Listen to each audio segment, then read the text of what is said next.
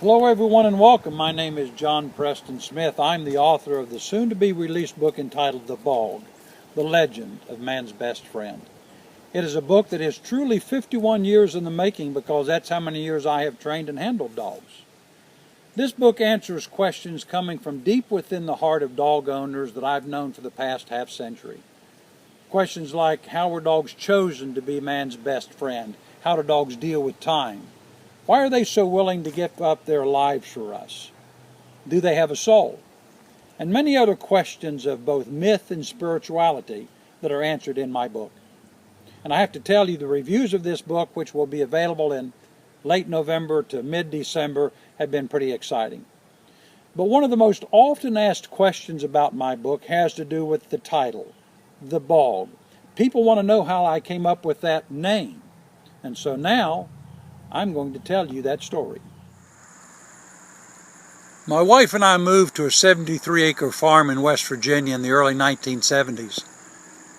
The farm had been used mainly for dairy and beef cattle, but time, lack of maintenance, and Mother Nature had drastically changed the terrain of this one-time pristine farm to where most of it had been taken over by multiflora rose, weeds of every species, and every type of rotting undergrowth. One of the reasons for moving to this particular farm is my love of nature and all of its wonders. And so I brought Blue Girl, my 20-year-old Palomino. She had borne me for many midnight rides in northeastern Ohio, and I knew she'd love a good romp in the woods on our new property. After a week of exploring, I had found the overgrowth of a particular part of the farm really difficult for me to enter, so I talked Blue Girl into a late evening ride. It was a ride I will never forget. In fact, I could find that precise spot on my farm today, even though I promised myself I would never return.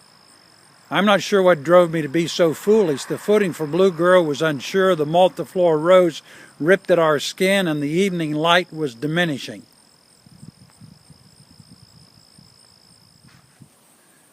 Finally, we broke from the ravages of mud, fallen trees, and dense foliage, and I knew we were in a bad position when I saw all of the cattails that surrounded us.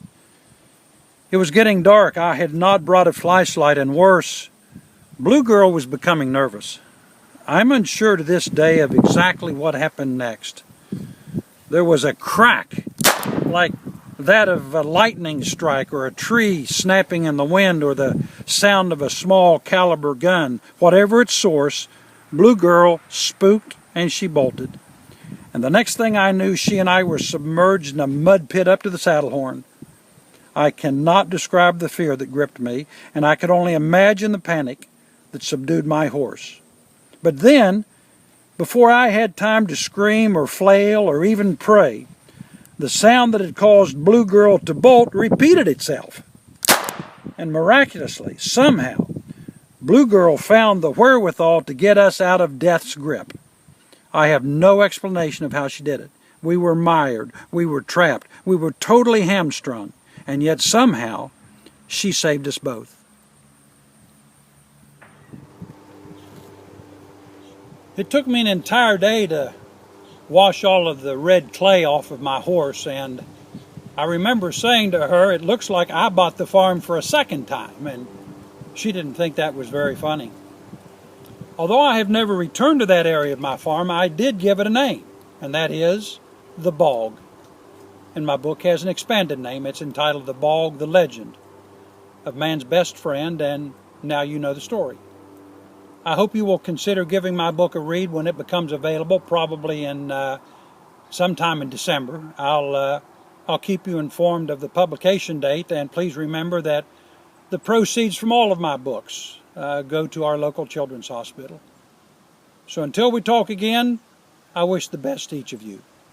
Thank you.